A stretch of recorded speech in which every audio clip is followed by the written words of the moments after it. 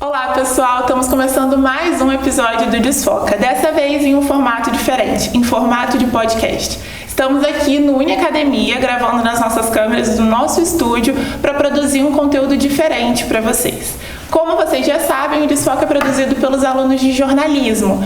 Eu sou a Kailane Souza, estou no 7º período e além de mim, tem uma galera muito legal por trás das câmeras produzindo para que tudo fique muito bom para vocês.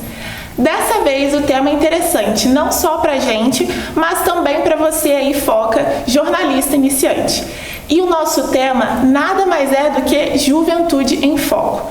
Vamos falar um pouquinho sobre como é estar ali de frente, experiência de trabalho, mercado de trabalho, e para isso a gente trouxe convidados que têm propriedade para falar sobre isso.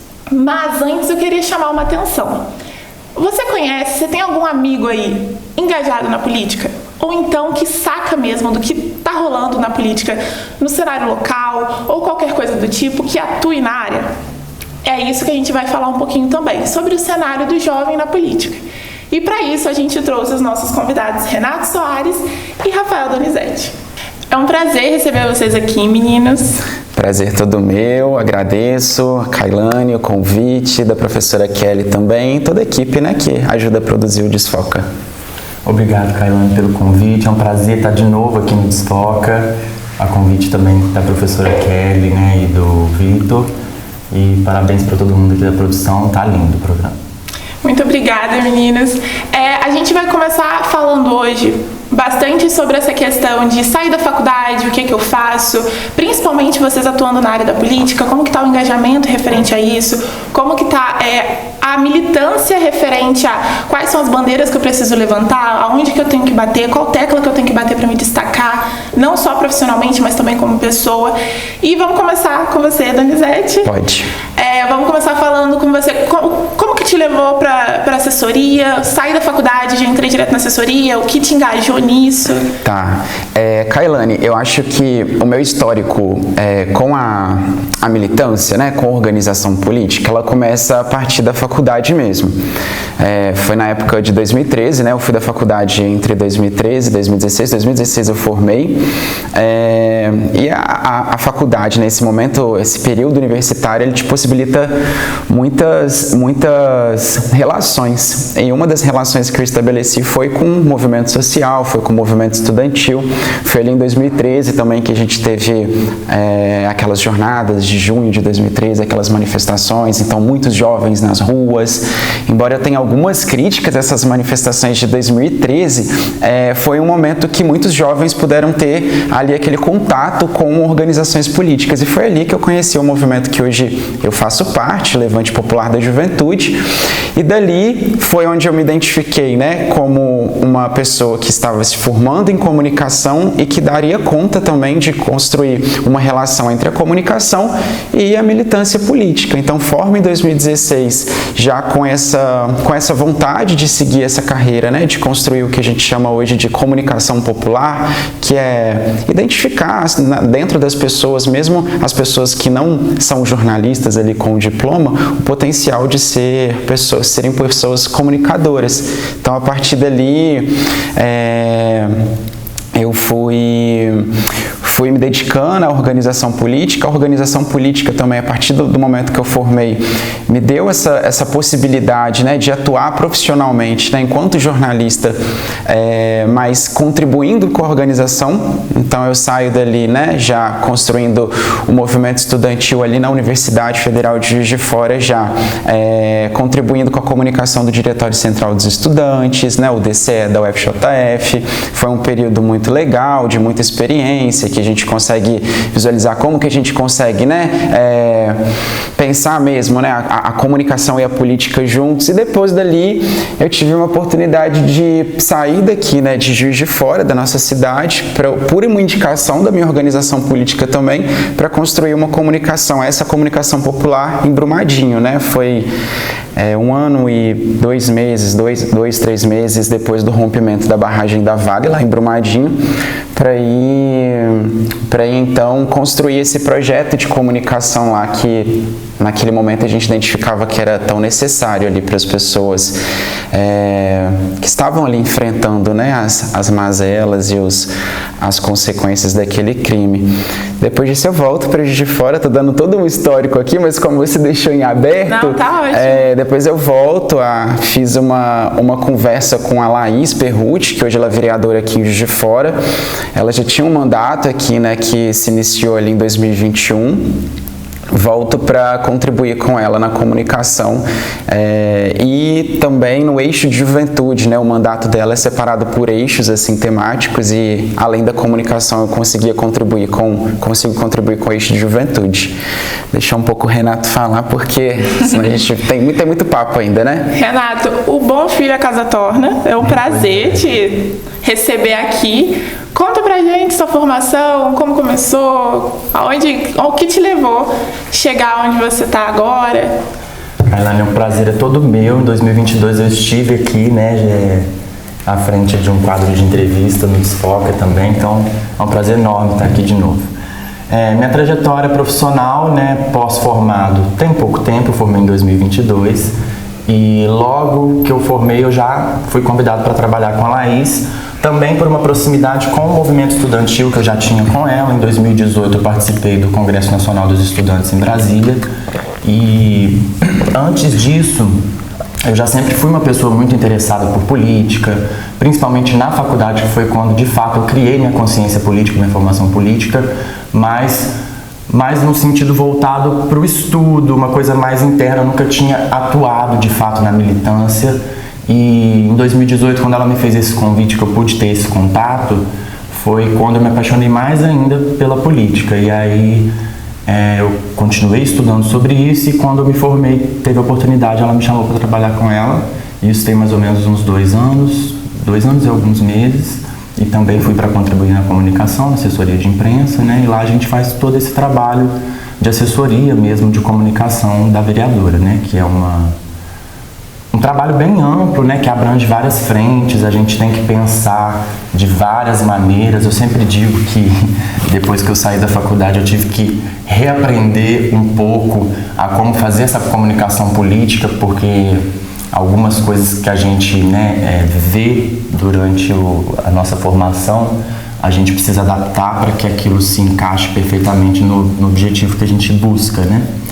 Mas a minha trajetória mais ou menos na comunicação, depois de formado, foi com a Laís, mas eu já tenho experiência na área da comunicação há aproximadamente 6 anos. Eu comecei a fazer estágio desde o meu 2º período, então isso também me trouxe uma bagagem muito grande para que eu pudesse trabalhar com a Laís depois, né, principalmente nas partes mais técnicas. E também já tenho outras experiências profissionais antes disso, né, que também me ajudaram a chegar até aqui e desenvolver as minhas habilidades. Uma coisa interessante que eu notei é que os dois citaram que o contato político teve na faculdade. Eu achei isso muito interessante. Vocês em algum momento tiveram uma visão de entrei para a faculdade, mudei o que eu pensava sobre a política, ou política é tão chato assim mesmo, política não é para jovem, coisa de gente... Porque querendo ou não, existe um certo preconceito referente à política, ser uma coisa engessada, uma coisa... A faculdade mudou isso em vocês? Você quer falar primeiro? Total. Em mim, assim, mudou total. Eu realmente não tinha consciência política e acaba que a gente fica num limbo, né, assim, de reproduzir opiniões dos outros, né? E quando a gente realmente vai estudar a estrutura do negócio, você vê realmente a necessidade que se faz a política, né? Hoje em dia acho que tudo é político, né?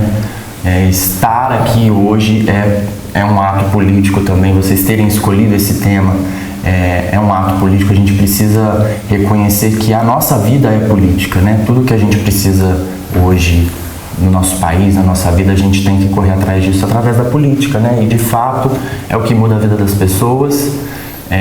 Antes de entrar na faculdade eu tinha esse pensamento mais menos aprofundado mesmo, então eu não tinha essa consciência política de entender o que de fato a política muda na nossa vida, como ela é importante para a vida das pessoas, das cidades, do país.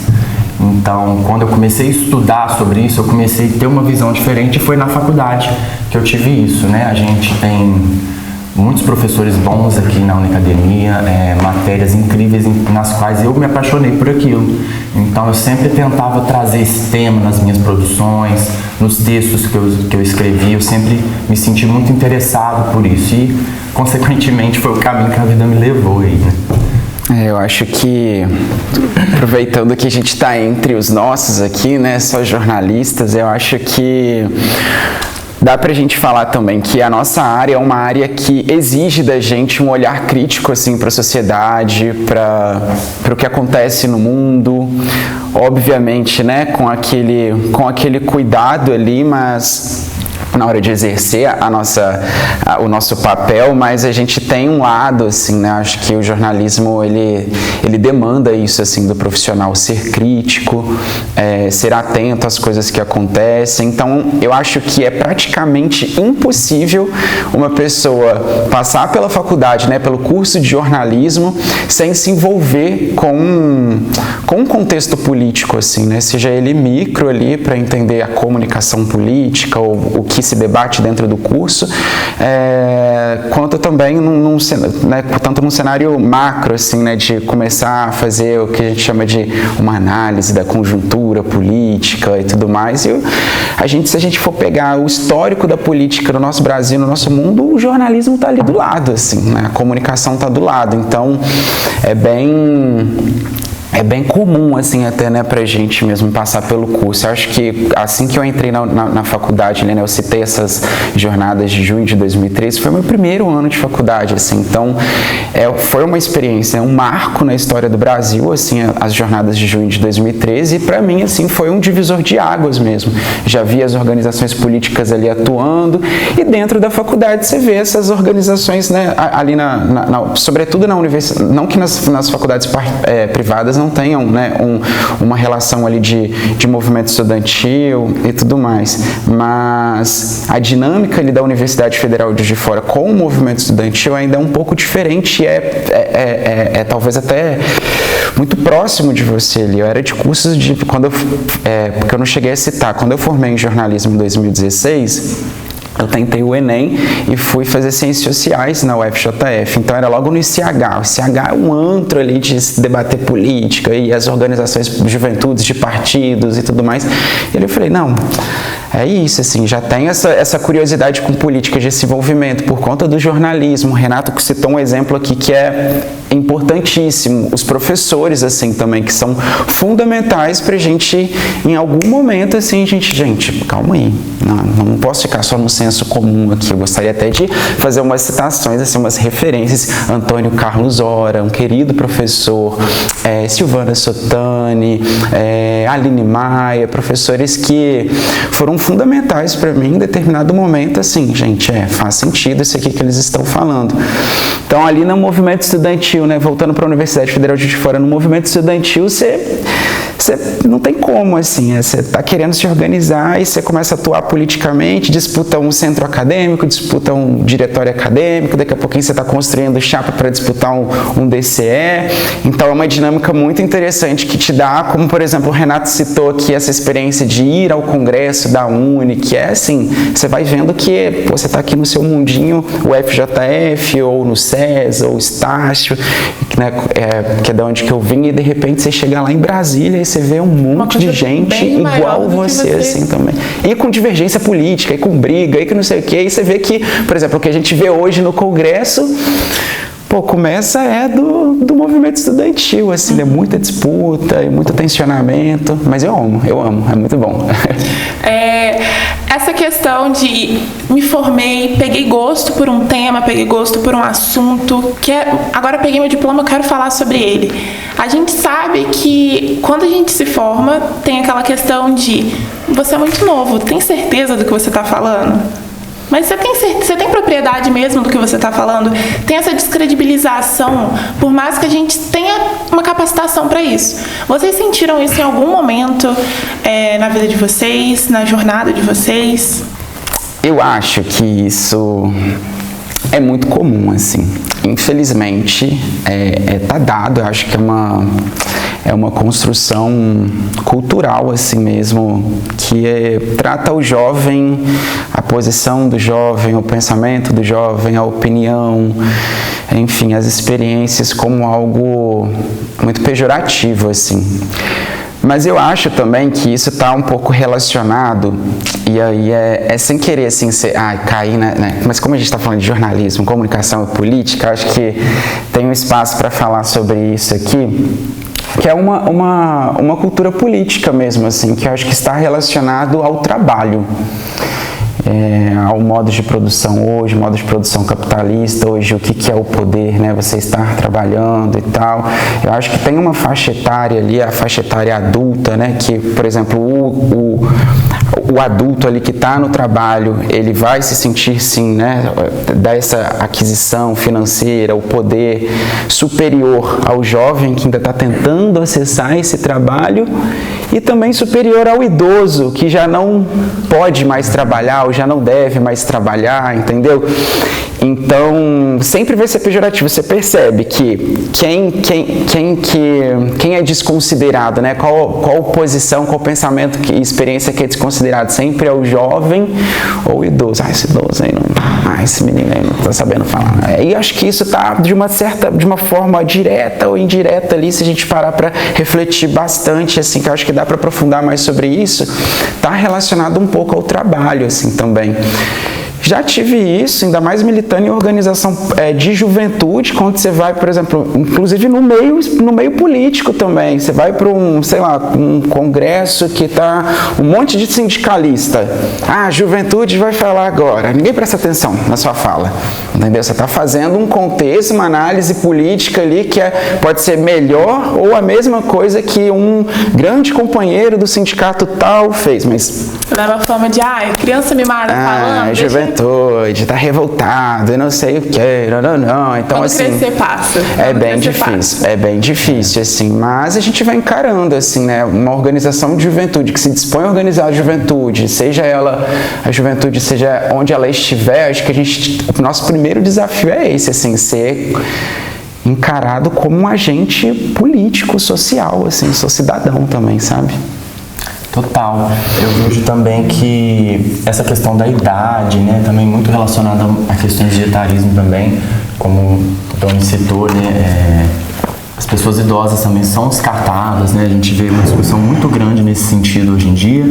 E falando da juventude, né, eu já passei também por situações de ser descredibilizado realmente porque você é um profissional muito jovem, acabou de formar, mas eu acho que também tem algumas questões que são, né, normais, não tem como também você já querer sair da faculdade, já se sentir, né, porque realmente você é um foquinho. A gente vai construindo, né, por exemplo, essa foi a minha primeira experiência pós-formado, hoje eu já me sinto muito mais preparado para uma próxima ou para prosseguir nessa, né, né, tentar, de certa forma, um crescimento ali, mas já me deparei sim com situações desse sentido, e é ruim, porque a gente estuda, né, e a gente sabe o caminho que a gente quer seguir, e na maioria das vezes a gente é confrontado com essa questão, né, será que é isso mesmo?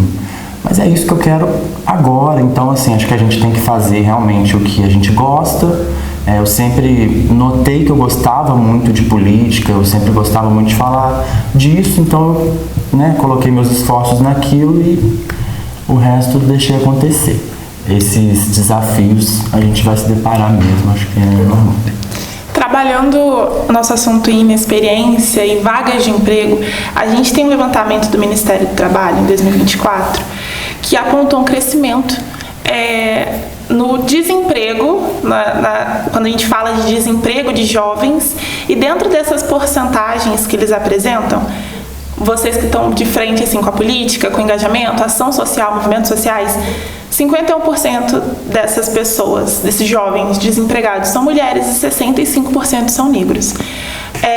Como você, Dani, assim, participou e participa, é ativo em movimentos sociais, engajados nas causas em geral, você acredita que para garantir um espaço nesse meio, qual seria o primeiro passo, não só eu no meu lugar de fala, não tendo lugar de fala, mas como que eu consigo garantir que o meu colega tenha esse espaço, meu amigo, meu vizinho, ou até mesmo pessoas que eu não conheço, porque a gente faz isso como colegas de profissão e etc. Como você acredita que pode ser mudado isso?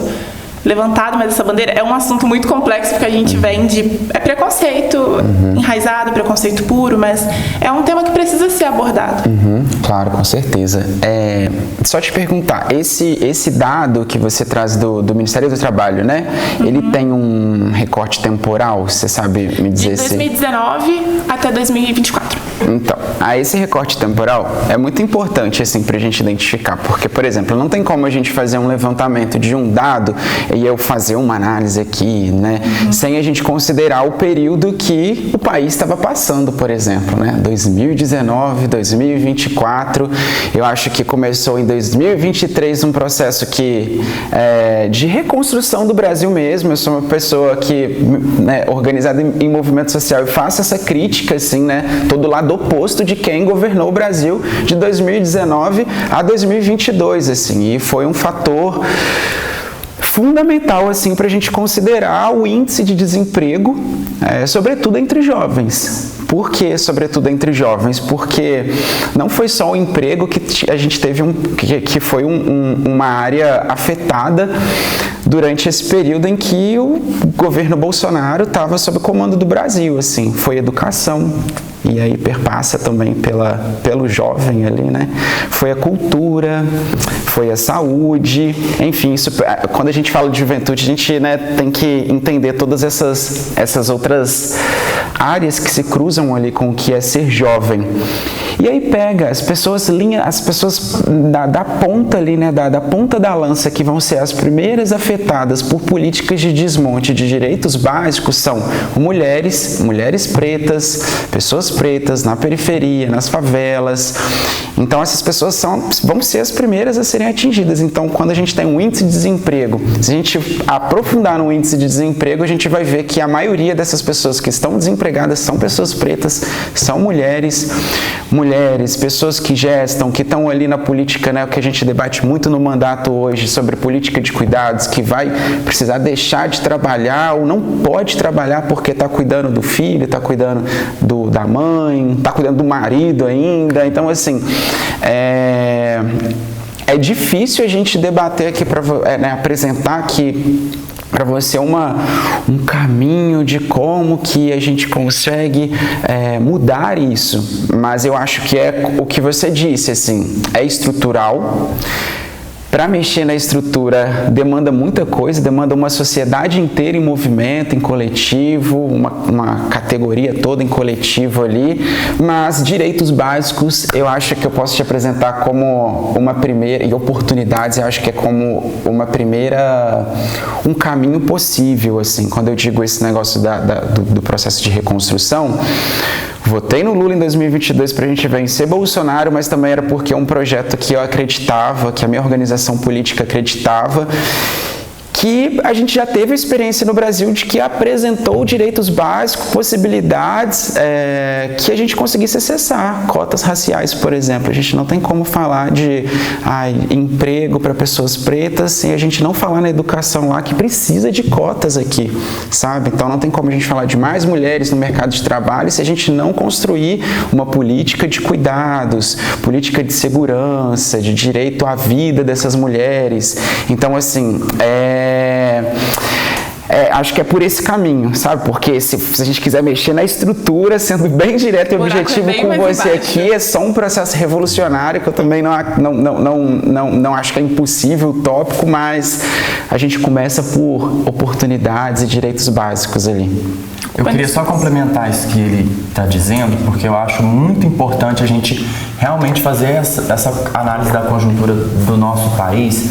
E o dado que você trouxe eu achei muito interessante, porque eu acho muito importante também a gente fazer esse recorte da juventude negra, né, que são hoje, o racismo no Brasil hoje é um grande problema, e isso se reflete inclusive nos dados que você está trazendo, porque é a população que mais sofre com essa questão do acesso aos direitos, às oportunidades, né, E esse é um debate que a gente faz muito na nossa construção política, porque hoje a gente faz parte de um projeto político que realmente busca isso que o Doni está dizendo, de trazer uma mudança de fato na vida das pessoas, um projeto de construção política que vá mudar a estrutura desse sistema que é racista, que é misógino, né, que é excludente. Então, hoje a gente tem um debate lá em relação a essa questão de oportunidades da juventude, que é o debate do primeiro emprego. Muitas pessoas não têm oportunidades, né, e não conseguem ter acesso a esses trabalhos porque não tem a oportunidade do primeiro emprego. As empresas cobram experiência, mas não dão a experiência que o jovem precisa para entrar no mercado de trabalho. Então, eu hoje, por exemplo, estou numa posição que eu sei que eu fui muito privilegiado por ser um homem cis, branco, ter conseguido chegar a um curso superior e finalizar. Quantas pessoas também tiveram vontade e não conseguiram chegar aonde eu, Doni e diversas outras pessoas chegaram. Então, acho que é muito importante essa discussão, tanto do recorte racial, principalmente, e do acesso à primeira oportunidade, ao primeiro emprego, né? Foi muito importante você citar essa questão de ter acesso, ter oportunidade, porque atualmente 10 milhões e meio de jovens não estudam no Brasil. E quando a gente vai ver esses jovens que não estudam, a gente entra em outra questão. Eu como jornalista, hoje, aqui, como estudante do Uniacademia, eu posso contar no dedo estudantes que só precisam estudar, não precisam trabalhar. Então, essa questão de 10 milhões e meio de jovens que não estudam, que não estão estudando, e eu falo isso de jovens que precisam trabalhar tem pai, tem mãe, tem um suporte em casa mesmo. Mas a gente sabe que tem um cenário de jovem que precisa ajudar em casa, que precisa cuidar de irmão, precisa cuidar de mãe, de pai. Então vai muito, muito além do que a gente pensa. E essa questão das bolsas é essencial. Principalmente na UFJF, que a gente tem essa representatividade mais perto, onde tem bolsa, onde você consegue um auxílio para alimentação, ou então para moradia. Claro, é um sistema ainda que demora um pouco para você receber, você faz um cadastro e demora para receber aquilo, mas é o que possibilita um pouco. Então, acho que essa questão da bolsa, de ter oportunidade para o estudo foi muito importante. Obviamente, veio através da política, através de militâncias que precisavam ser feitas para ocupar esse espaço. E dentro desse cenário, desses 10 milhões e meio de jovens sem estudar, é muito, muito triste a gente parar para perceber que são jovens assim, que você conversa com sonhos e princípios incríveis que estavam ali pronto para mudar também o mundo, pronto para ajudar a política de alguma forma, mas precisaram se opor disso para poder ajudar de alguma forma em casa, ou então sobreviver, não é nem viver, sobreviver mesmo, porque essa é a realidade atual no Brasil. Para vocês, tem algum exemplo mais próximo de meios disso? Olha, jovens que não estudam, ou tem algum movimento que vocês falam, olha, tem isso aqui que eu acho interessante, que deu uma oportunidade a mais para os jovens? Tem. Então, esse movimento que eu milito, o Levante, ele é uma organização nacional. Quando ele surge, só brevemente assim para contextualizar para vocês, quando ele surge com uma proposta de precisamos organizar a juventude, né, o jovem, aonde o jovem está inserido. Como eu disse para você aqui na resposta anterior, o jovem está inserido em diversas áreas, né? Está na área ali da educação, está na área da cultura, na área da saúde. E aí, lá em 2006, ali naquele processo de fundação do Levante, né? A gente já tinha um trabalho político sendo feito pelo MST com a juventude do campo, e identificou ali naquele momento que precisava construir também uma relação, né? Aglutinar jovens que estivessem inseridos nas periferias, nas escolas, nas universidades. E aí o Levante ele surge com essa proposta, com esse objetivo. E aí você pensa bem, uma organização política nacional centralizada que se propõe a organizar o jovem aonde ele estiver, ele vai encontrar essa organização vai encontrar muita contradição. E dentro da nossa própria organização tem essa contradição que você coloca, que é Eu sei que você deu o exemplo do estudar, mas eu tô fazendo uma relação aqui com a organização política, que aqui tem jovem que está ali um quadro político. O quadro político é um dirigente político que tem a formação e tal, muita experiência, sabe falar e parará pererê. Mas, infelizmente, chegou um momento ali que ele não dá conta, assim, não tem como eu me dedicar tanto a isso aqui, eu preciso trabalhar. E aí entra no mercado de trabalho, naquela jornada ali, né, que tem sido, nesse momento, inclusive a gente tem debatido muito aquela escala 6x1, de 8 da manhã às 6 da noite, e não consegue mais, assim, se dedicar. Se a pessoa não consegue se dedicar a uma organização política que nem é aquela obrigação, como que ela vai conseguir se dedicar também aos estudos, né? Então a gente visualiza isso muito de perto, mesmo dentro da organização, e quando a gente propõe ali a organizar jovens na periferia, no mercado de trabalho, é entendendo que essas pessoas, elas também precisam ali daquele entendimento de que são agentes políticos, de que tem uma organização que elas, mesmo sendo ali do mercado de trabalho, né, assalariado, tem condição de construir uma organização política. E vai depender das oportunidades também, assim, acho que eu preciso bater nessa tecla porque, como você disse, é exemplo da bolsa, né, das possibilidades de ter um auxílio financeiro ali para que esse jovem não precisa recorrer ao mercado de trabalho para se bancar. É muito importante, mas também não dá para ser qualquer bolsa, né? A gente falava muito isso dentro da universidade, lá na UFJF. A gente não quer só... É muito lindo para a família, para o estudante ali acessar a universidade. A dimensão disso, assim, é fantástica. Mas esse estudante, ele precisa permanecer lá, assim. E já tive situações, inclusive, né, o processo que eu tive de acessar o mestrado ali na UFJF, mestrado em comunicação, não dar conta, porque estava ali, estava me organizando no movimento estudantil, mas também um contexto político no Brasil que dificultou muito, corte de bolsa mesmo, né? Comecei a mestrado em 2019, então assim, não dá assim, ou aí você tem que disputar, e vira uma coisa que dentro da universidade a gente sabe muito bem, é o coleguismo e não sei o que, e eu formei numa faculdade privada, vou acessar uma federal ali que já tem um grupo, então assim, é tudo muito difícil, assim, acaba que você, é isso, vou trabalhar. E foi o que eu fiz, sabe, mesmo na comunicação política ali, mas foi uma opção, assim, essa é a realidade de jovens, como o Renato falou, se a gente for pegar numa esfera racial, sabe, de gênero, meu Deus, só piora. Eu esbarro nessa questão, né? Eu comecei a trabalhar com 14 anos e perdi meu pai muito cedo, eu tinha 11 anos, então eu tive que trabalhar para ajudar minha mãe em casa.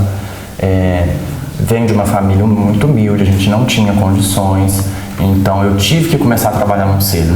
E quando eu entrei na faculdade, tive esse contato com a formação política, com a Laís propriamente, que me convidou para participar do Congresso dos Estudantes, eu esbarrei muito nessa questão, porque era uma coisa que eu queria muito fazer, que eu estava com gana e eu queria até organizar o movimento estudantil aqui dentro do Uniacademia.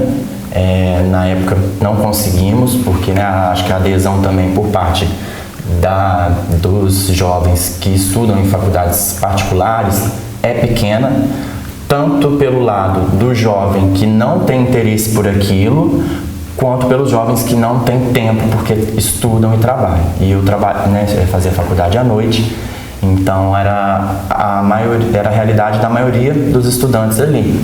Então eu me lembro que eu tinha muita vontade de estar, de participar, mas eu não conseguia fazer parte do movimento, né? Eu fui convidado, eu estava participando da Kizomba na época, e que é um movimento também parecido com o Levante, né? Algumas diretrizes diferentes, mas é um movimento de jovens também. E eu não conseguia participar dos encontros, porque normalmente eu estava ou no trabalho ou na faculdade, então dificulta muito essa questão, porque é uma coisa que faz parte da sua sobrevivência. Como que você não trabalha? Se eu não trabalhasse, eu não ia conseguir estudar. Então eu tive que abrir mão de algumas coisas, e aí isso perpassa por várias questões também, como por exemplo no 7º período, que a gente tem uma matéria que a gente tem que criar uma agência, né? E aí a gente conseguiu diversos clientes para atender. E aí eu simplesmente larguei a faculdade naquele período para poder focar na agência. Aí depois, né, eu tive um insight, falei, não, eu preciso terminar a faculdade. Aí larguei, continuei no meu trabalho e foquei nos estudos, porque é isso, a gente quer fazer várias coisas, a gente quer dar conta de tudo, mas a gente é um sonho. Então, saindo um pouco dessa questão pessoal, eu acho que a conjuntura, o país, sabe, o sistema que a gente vive também não propicia isso. Então, como eu, por exemplo, muitas pessoas também devem ter vontade e não conseguem. Então, acho muito importante esses incentivos. Agora é minha vez de dar uma leve militada nesse assunto. Eu acredito que, eu acho que o intuito dessa rotina que criaram seja essa, deixar a gente ocupado o suficiente para não poder modificar nada nela e permanecer da forma que tá. Mas puxando agora um pouquinho para a área mesmo do jornalismo, experiência, política, se vocês tivessem algum foco agora, algum recém-formado, o que vocês falariam? Olha, vai por esse caminho, faz isso, faz aquilo. Qual seria o primeiro passo? Eu acho que o primeiro de tudo é descobrir o que você gosta. Eu acho que quando a gente insiste em algo que não é pra gente, uma hora a gente cansa. A gente fica realmente, eu vou dizer, exausto, porque a profissão tem que estar atrelada a algo que te dá prazer. Se isso para você é um peso, então talvez não seja o caminho certo a seguir. E eu acho que quando você foca nisso, não foi nem pensar. Um trocadilho já pronto. Quando você foca nisso, acho que as coisas acontecem, sabe? Vem ali natural, porque é algo que você gosta de fazer. Então acho que primeiro de tudo seria isso. Eu acho que eu concordo com Renata, assim, acrescento que para você sair da faculdade com essa certeza, talvez, né, do que você gosta, que você quer focar, é importante que você aproveite dentro das suas possibilidades as oportunidades que vão te aparecer ao longo da faculdade, assim, né, ao longo do curso. E aí eu queria destacar aqui a oportunidade de estágio, assim, né, buscar a oportunidade de estágio ao longo do curso, e não só um estágio que gostei aqui desse estágio, então é isso aqui. Acho que se você tiver a oportunidade, a possibilidade de perpassar pelas diversas áreas né, que são possíveis ali na comunicação, uma assessoria, uma redação de agência, uma rádio, um jornal impresso, passe, porque inclusive são essas experiências ali que você vai ter gosto muito disso aqui e tá, acho que foi um pouco disso, assim, que me ajudou também a entender o que eu gostava, se eu gosto mais de texto, se eu gosto de vídeo, se eu gosto de rádio. Eu acho que isso ajuda bastante. Então, para uma pessoa que está ali, né, no curso e que está formando, acho que é isso mesmo, seguir o que gosta e ter esse olhar atento, assim, às oportunidades de... Site. Obrigada, meninos, pelo tempo de vocês, por virem conversar com a gente, por esse bate-papo super proveitoso que a gente teve. E como tudo que é bom dura pouco, assim a gente se despede de mais um Desfoca. E galera, para fazer um resumão do que a gente aprendeu hoje, tudo é um ato político. Tem que correr atrás do seu, como os meninos deram um exemplo aqui. Cada um precisa sentar, estudar, as oportunidades estão aí. Vamos estudar mesmo o que você gosta. Eu gosto de escrever, vamos lá para a redação, eu gosto de filmar, vamos atuar naquilo que você gosta para ficar muito mais proveitoso. Na área de trabalho que você for atuar, você ter muito mais satisfação, porque eu acredito que o resumo de tudo seja isso. Você está satisfeito com aquilo que você tem escolhido, independente da área, independente do curso, apesar de estarmos falando para jornalistas, focas, recém-formados, se sinta satisfeito com o que você escolher, E é isso que a gente quer deixar para vocês. Viu? E você já sabe, o Desfoca é um programa, é um projeto conduzido por estudantes de jornalismo aqui da Uniacademia, claro, supervisionado pela professora Kelly Skoralik. E a gente se despede novamente, deixando para vocês não só esse episódio aqui, mas também os anteriores, que você pode encontrar no YouTube. Segue a gente no Instagram, em todas as redes. Até a próxima!